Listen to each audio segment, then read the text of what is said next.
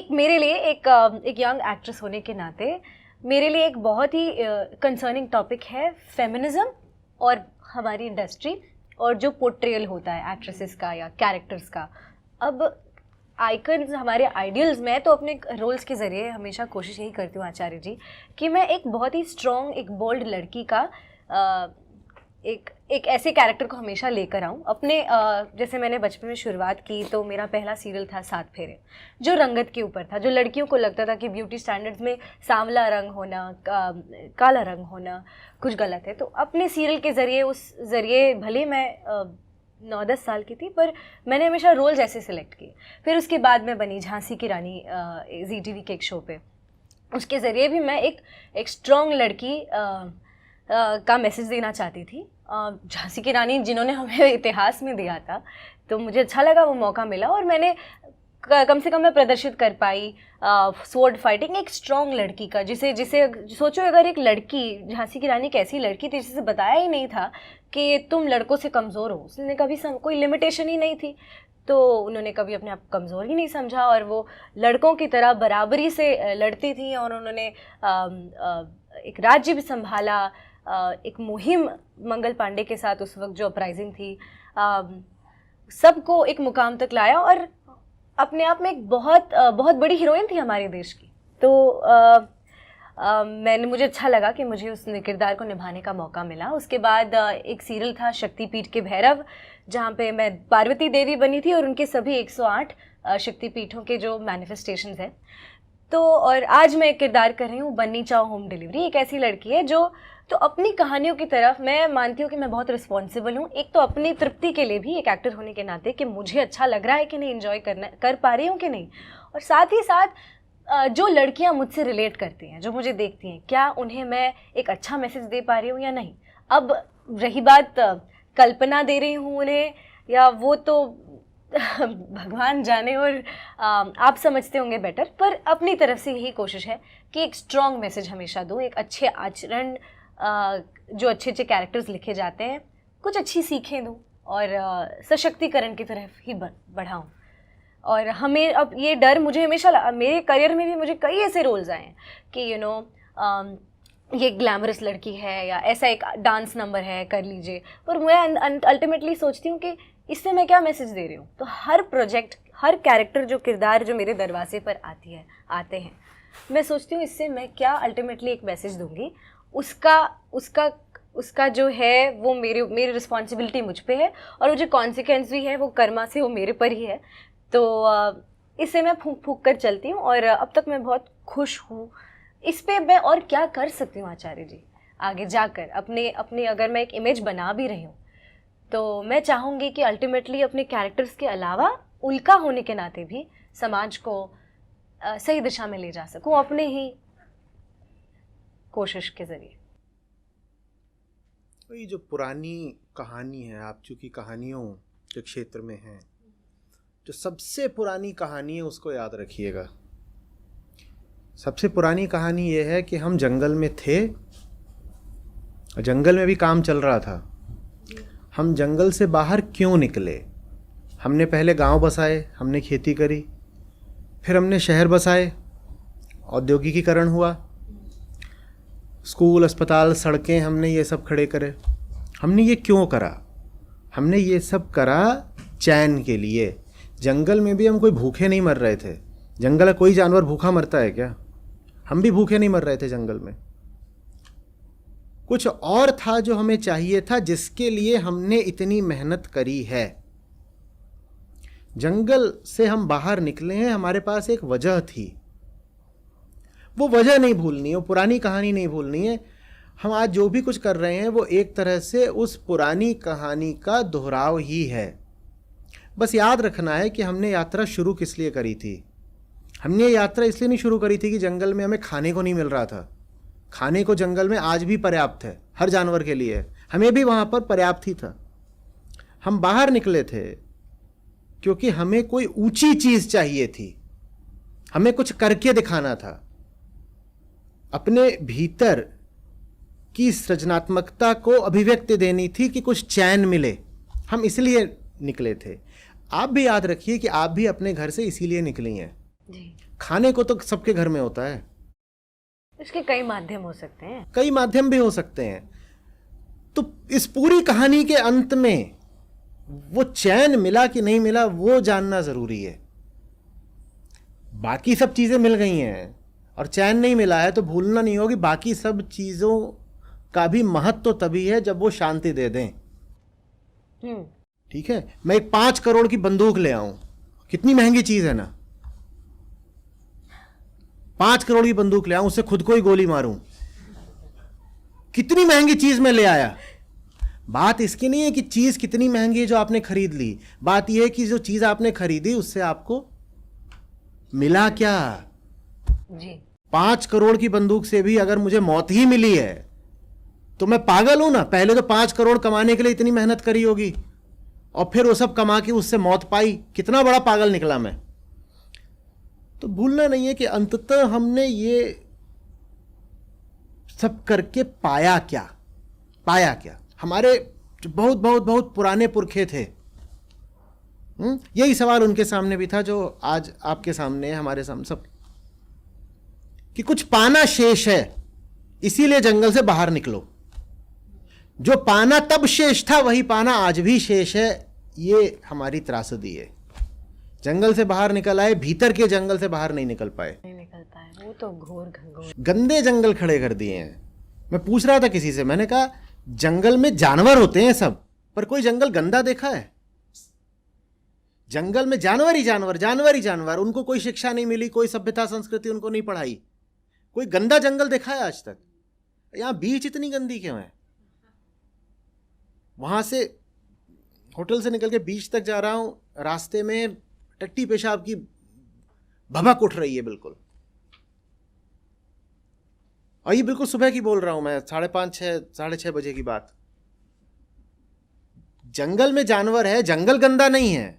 हम अपने आप को सभ्य सुसंस्कृत बोलते हैं। हमारे शहर, हमारे समुद्र, हमारे तालाब, हमारी नदियां, हमारी हवा, हमारा आकाश, हमारा सब कुछ क्यों गंदा है? हाँ, हम तो जानवर से ही बदतर है ना। हम जिस वजह से जंगल से निकले थे वो उल्टा ही पड़ गया सब कुछ। और आज हम कोई अगर कुछ गंदा कूड़ा फेंक, हम उसे जानवर बुलाते हैं, जबकि जानवर नहीं गंदा होता। हाँ, जबकि जानवर नहीं गंदा होता। कचरा करने वाले, गंदगी फैलाने वाले हम ही हैं। आप तो जब जानवरों के क्षेत्र में जाते हो तो सेल्फी ले लेके इंस्टाग्राम में डालते हो, कितना सुंदर है, कितना मनोरम है। और जानवर जब आपके क्षेत्र में आते हैं तो कहते हैं कहाँ फंस गए, जान जा रही है बिल्कुल। आदमी जब जानवरों के घर में जाता है तो पुलकित अनुभव करता है, बिल्कुल वाह मजा आ गया, है ना। पहाड़ों पे चले गए, जंगलों में, नदियों में चले गए, कितना आनंद आ गया। और वही जब हम जानवरों को अपने यहाँ पे घसीट लाते हैं तो उनकी क्या दुर्दशा होती है। हम उन्हें यहाँ ले आए हैं जंगलों से, हम शहर में उन्हें ज़बरदस्ती बांध रख रहे हैं हमारे साथ, और हम उन्हें भी अशांत कर। सबके लिए हिंसक हैं। देखिए, आज की बात की शुरुआत ही हमने बड़ी अच्छे नोट पर करी थी। हमें अगर अपना पता नहीं तो हम जिस भी चीज़ पर हाथ रखेंगे उसका इस्तेमाल करने के लिए ही रखेंगे, यही शोषण है। तो जानवर है। जिन संबंधों को हम प्रेम का कहते हैं वहाँ भी हिंसा बराबर की है। जानवर को तो आप क्या कहते हो कि मुर्गा लाया हूँ काट के खाने के लिए। आप घर में पत्नी लेकर के आते हो, उसको भी तो करना क्या है। तो पूरे विचारधारा में ही फॉल्ट है। भीतर विचारधारा जहाँ से जन्म ले रही है उस स्रोत में ही फॉल्ट है। हमें उस स्रोत ही बदलना पड़ेगा। विचारधाराएं तो वरना बदलते रहते हैं हम। आज आपकी एक विचारधारा, आप कल समाजवादी हो जाइए, पूंजीवादी हो जाइए। विचारधाराएं नहीं, जो स्रोत से समस्त विचार उठ रहे हैं हमारे, वही सब गड़बड़ रहता है। आपकी इंडस्ट्री में तो गाने भी बनते हैं, मैं गरम मुर्गी हूँ, मुझे पका के खा जा, चिकन हूँ मैं। तो ऐसा थोड़ी ही है कि हम मुझे पता है एग्जैक्टली कौन सा गाना है। हाँ, कुछ ऐसा ही है वो, बटर चिकन बना लो मेरा। तो अब ये एक महिला ही तो गा रही है और किसी लिरिसिस्ट ने ये लिखा है। हाँ, वो अपने आप को इंसान बोलता है जिसने ये लिखा है। सच। तो ऐसा थोड़ी कि हमें मुर्गी ही खानी है। सामने जो महिला है, हमें उसको भी तो बटर चिकन बना के खाना ही है, और क्या करना। वो खुद बोल रही है खाओ मुझे। ये झूठों में सबसे बड़ा झूठ है कि फिल्में समाज का दर्पण है, कि लोग जैसा है जैसे हैं वैसे ही हम फिल्मों में दिखा देते हैं, कि समाज में जो चल रहा है वही तो फिल्मों में दिखाते हैं। समाज में अच्छाई नहीं चल रही, समाज में ये नहीं हुए थे, या आसमानों में थे कहीं, इन पे कितनी फिल्में बनाई हैं आपने? कबीर साहब समाज में नहीं थे, उन पे कितनी फिल्में बनाई? या समाज में जो सबसे सड़ा गला बदबू मारता क्षेत्र है उसी से आपको फिल्म बनानी है? क्यों झूठ बोलते हो कि हम क्या करें, साहित्य समाज का दर्पण है और कला समाज से उठती है, लोग जैसे वैसी फिल्में बना दी? ऐसा कुछ नहीं है। बहुत कुछ हो रहा है दुनिया में। कलाकार को, फिल्म के निर्माता को चुनाव करना होता है कि वो किस क्षेत्र को चुन करके प्रदर्शित करेगा, और जिस क्षेत्र को चुन करके प्रदर्शित किया जाता है उस क्षेत्र का प्रभाव बढ़ जाता है। आप बार बार यही दिखाओगे, अब बॉम्बे को लेकर के आप बार बार यही दिखाओगे कि माया नगरी है और गैंगस्टर्स की अंडरवर्ल्ड की नगरी है, तो पूरे देश में छवि क्या जाएगी बम्बई की? यही तो जाएगी ना कि यहाँ दो ही काम होते हैं, या तो पिक्चरें बनती हैं, गोलियां चलती हैं। बम्बई ऐसी है क्या?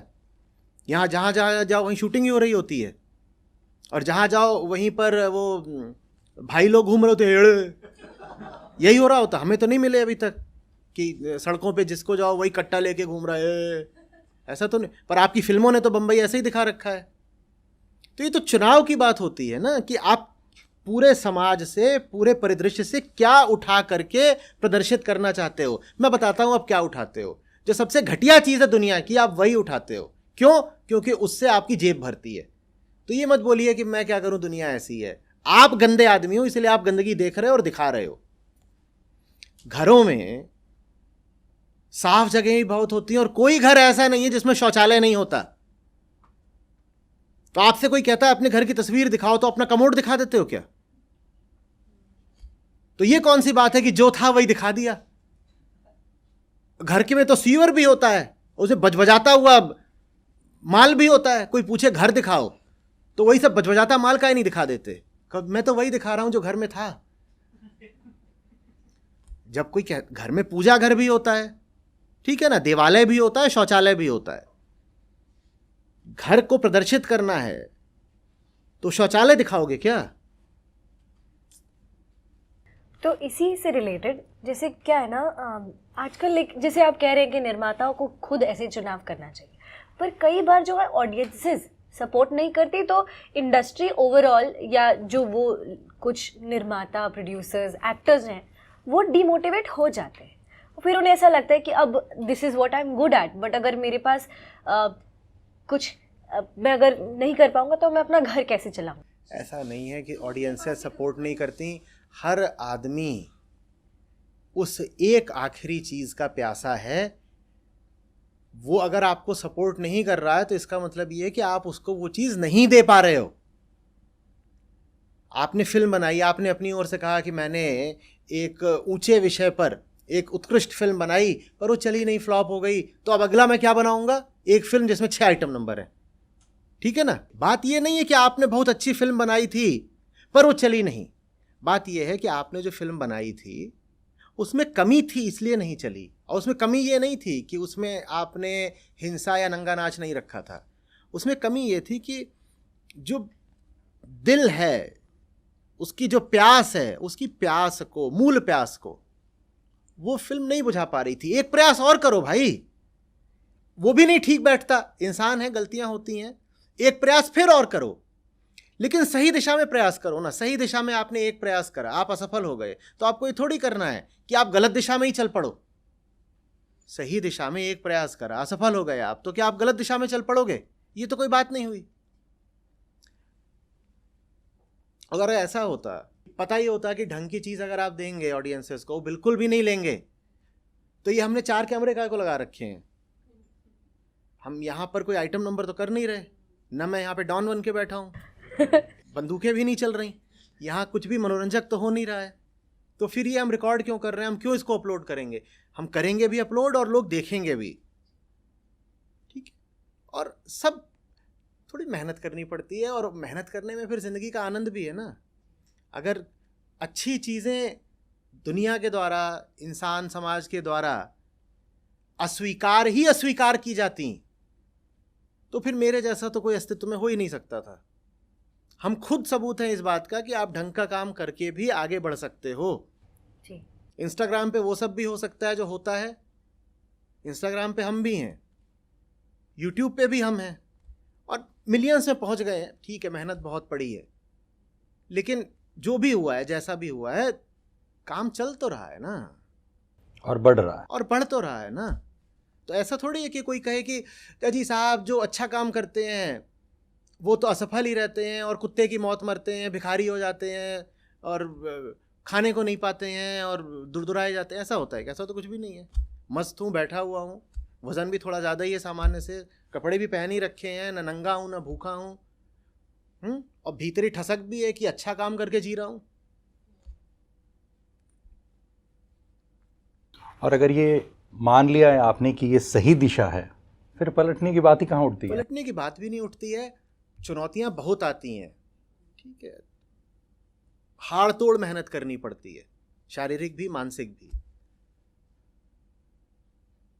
लेकिन उसका भी एक जायका होता है। जैसे गंदगी का लोगों को स्वाद आदत लग जाती है ना, वैसे ही किसी भी कीमत पर सही जिंदगी जीना भी एक अभ्यास और आदत की बात होती है।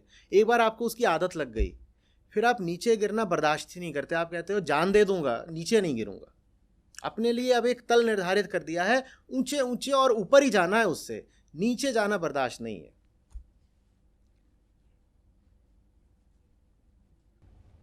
सो आपने जब कही थी ना एक बात, सो मेरे जहन में तब से घूम रहा कि हमारी ये खालीपन जो है हम में, वो एक ऐसे होल जैसा है जो कभी भरता नहीं है। और मैं फिर एक सुंदर स्त्री को देखता हूँ और बोलता हूँ कि अब मैं इसे क्या लूँ जो ये मैं भरूँ, या इनको देखता हूँ जिसे इनका काम है, तो हम किसी दूसरे जीव को देखते हैं तो बोलते हैं ये जीव से हम क्या ले सकते हैं, कैसे शोषण करें कि मैं होल भरूँ, पर ये भरता कभी नहीं है और वो हम लगे रहते हैं खालीपन। और ये शोषण को शोषण का नाम भी नहीं देते ना, शोषण कहाँ था, मैं तो पूछते हैं। वो गलत लगता ही नहीं है। गलत लगता भी नहीं है, गलत लगने की संभावना भी खत्म कर देते हैं ये बोल के कि ये तो लेन देन है, या कि रिश्ते ऐसे ही तो होते हैं, हाँ, या कि ये तो मेरी जिम्मेदारी है, या ये मेरा हक है। साहब ये हमारा जो रिश्ता है उस रिश्ते में दोनों के कुछ हक होते हैं, ये मेरा हक है, मैं शोषण थोड़ी कर रहा हूँ, मैं तो बस अपने अधिकार का प्रयोग कर रहा हूँ। क्योंकि बदले में ये भी लेती है, मतलब बदले में ये भी लेते, बराबर की जानवर तो बगल बैठ, वो थोड़ी छोड़ दे रही है। दो जानवर हैं, दोनों एक दूसरे का मुंह नोच रहे हैं और दोनों इसको जिम्मेदारी बोल रहे हैं, अधिकार बोल रहे हैं, कर्तव्य, प्रेम बोल रहे हैं, पता नहीं क्या क्या बोल रहे हैं, और दोनों बदहाल हैं। और जैसे उनकी बदहाली पर्याप्त नहीं थी तो बदहाली की श्रृंखला को आगे बढ़ाने के लिए और वो नन्हे नन्हे जानवरों की कतार लगाते जाते हैं। ये हमारी कुल कहानी है जंगल से बाहर निकल के। सो बहुत बार ना मेरा ऐसा मन बोलता है, मैं बोलता नहीं हूँ क्योंकि ये बोलने में खराब लगता है, कि इंसान आपस में जो करना है कर लो यार, मर लो मरो, पर उन जानवरों को छोड़ दो। उनका जो हमने बेहाल किया, उनका जो हम शोषण कर रहे हैं, वो तो हमारे इस लेन देन में नहीं आते हैं। तो कम से कम व्यक्त कर सकते हैं, वो तो बेजुबान है, कम से कम उन्हें तो। ये आप जो कह रहे हैं ना, ये है क्लासिकल वीगन फैलेसी, कि हम तो वही रहे आएंगे जैसे हैं, पर हम जानवरों को बख्श देंगे। आप जैसे हैं अगर आप वैसे ही रहे आएंगे तो आप जानवरों को बख्श सकते ही नहीं। और दुनिया भर में, भारत में भी ये जो पूरा वीगन आंदोलन चल रहा है, इसका कहना यही है कि वीगनिज्म एक आइडियोलॉजी है, एक विचारधारा है। अपनी ज़िंदगी जैसी चल रही है चले, ठीक है, मेरी ज़िंदगी में कोई सृजनात्मकता नहीं है, कोई प्रेम नहीं है, कोई आत्मज्ञान नहीं है, मैं उसकी बात नहीं करना चाहता क्योंकि वो सब अध्यात्म के दायरे में आता है और अध्यात्म से मुझे डर लगता है। लेकिन मैं जानवरों के प्रति बड़ा प्रेमपूर्ण रहूँगा, मैं डॉगी को जाके खिला देता हूँ, मैं ये सब कर देता हूँ, मैं वीगन हूँ। ये नहीं चलेगा बाबा। वीगनिज्म सिर्फ एक जगह से आ सकता है और वो है अध्यात्म, आत्मज्ञान। अहिंसा सिर्फ और सिर्फ ज्ञान से आ सकती है। अगर अध्यात्म है तो अहिंसा उसकी छाया की तरह अपने आप पीछे पीछे आ जाएगी, और अगर आत्मज्ञान नहीं है और आप वीगन बने घूम रहे हो तो वीगनिज्म झूठा है, अधूरा है। झूठा है। मैं अधूरा क्यों बोलूं? जैसे कि कुछ हो गया हो थोड़ा सा, मैं थोड़ा भी नहीं मान रहा। वीगन बन के लोग घूम रहे हैं और उनके कंज्यूमरिज्म में कोई कमी नहीं आ रही, बच्चे वो दनादन पैदा कर रहे हैं, जीवन की उनकी जितने भी चुनाव हैं वो सब के सब जीवन विरोधी ही हैं।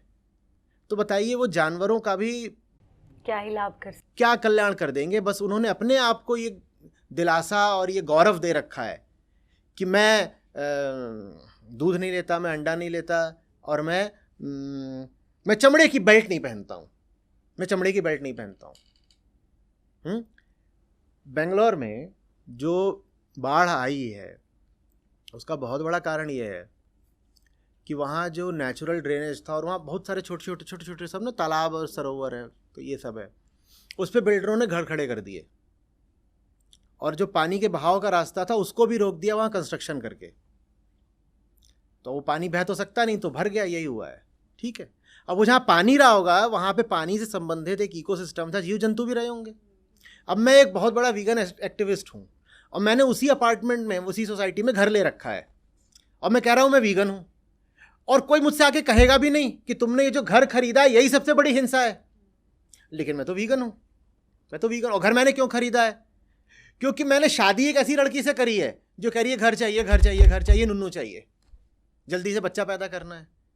आप वीगन नहीं हो सकते अगर आपको सही प्रेम नहीं आता, अगर आपको सही जीवन जीना नहीं आता, अगर आपको जीवन को समग्रता में देखना नहीं आता। वीगनिज्म कोई विचारधारा नहीं है, वीगनिज्म का सीधा सीधा मतलब है आत्मज्ञान, स्वयं को जानना। वो है तो अहिंसा अपने आप आ जाएगी। समझ गई।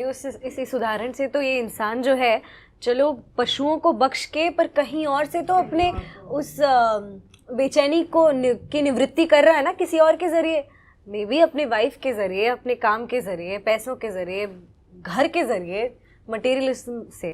तो हम अहिंसा को समझे ही नहीं। वही इंसान है जो सारे धर्म अहिंसा के बारे में बात कर रहे हैं, लेकिन हम सिर्फ उसको मीट नहीं खाना, अंडा नहीं खाना, उससे ही सिर्फ रिलेट कर रहे हैं, लेकिन पूरे अहिंसा को नहीं समझ रहे हैं। भाई बाजार का जो स्वरूप है वो कंजम्पशन पर ही आधारित है, और वो चाहता है कि आप और कंज्यूम करें।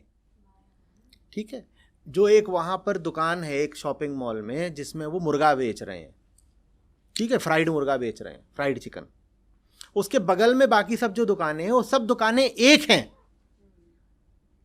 वो सब दुकानें एक हैं। आप ये नहीं कह सकते कि आप उसमें से एक दुकान के ग्राहक हो लेकिन आप मुर्गे की दुकान के ग्राहक नहीं हो तो आप वीगन हो गए। भूलना नहीं होगा कि वो एक पूरा इकोसिस्टम है, अपने आप में एक इंटीग्रेटेड इकोसिस्टम है।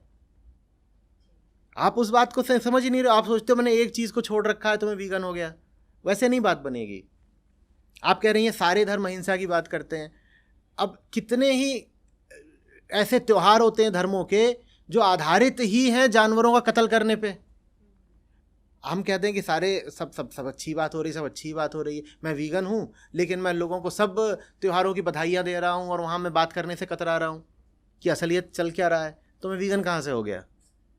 मैं वही बिगनिंग में वही बोलना चाहती थी कि ये जो एबिलिटी है टू थिंक, टू सी, कि जैसा है वैसा है, उसको जैसा है वैसा देखो। Exactly, come to in your thought. Yes, क्योंकि विचार आप करोगे, अच्छी बात होती है सोचना, सोचोगे तो आपको कुछ दिखेगा, जो दिखता है वो स्वीकार करने की हमारी हिम्मत ही नहीं पड़ती। तुम कहते बहुत सोच लिया, चलो भाई लगाओ टीवी लगाओ, भागते हैं हम खुद से वापस, चाहते ही नहीं है। और आई थिंक जब सोचना ऐसा चालू करेंगे तब अपने आप से अपने जो एम्बिशंस है वो कम होते जाएंगे। एम्बिशन कम भी करने की बहुत ज़रूरत नहीं है। आज के समय में तो हमें बहुत बहुत एम्बिशियस लोग चाहिए। हमें सही एम्बिशन की ज़रूरत है, हमें चाहिए सही ambition, not materialistic. Materialistic domain में भी सही एम्बिशन। देखिए बड़ी दिक्कत हो जाती है जब अध्यात्म शुरू में ही बात करना लग जाता है कि एम्बिशन त्याग दो, मटेरियल मत रहो। इंसान को ऐसा लगता है उसे रूह वगैरह बनाया जा रहा है, उड़ जाएगा अभी, तो एकदम डर जाते हैं हम। नहीं, ऐसा नहीं। अध्यात्म का मतलब है इसी दुनिया में सही काम करके जीना है। जी। और सही काम तो मटेरियल ही होता है ना, जो इममटेरियल है, जो बियॉन्ड मटेरियल है, वो तो भीतर है। दुनिया में तो आप जो भी कुछ करोगे वो मटेरियल डोमेन में ही होगा। तो इस मटेरियल डोमेन में, इस भौतिक क्षेत्र में ही जो सुंदर से सुंदर और ऊंचे से ऊंचा काम है वो करना है, वो करा जा सकता है।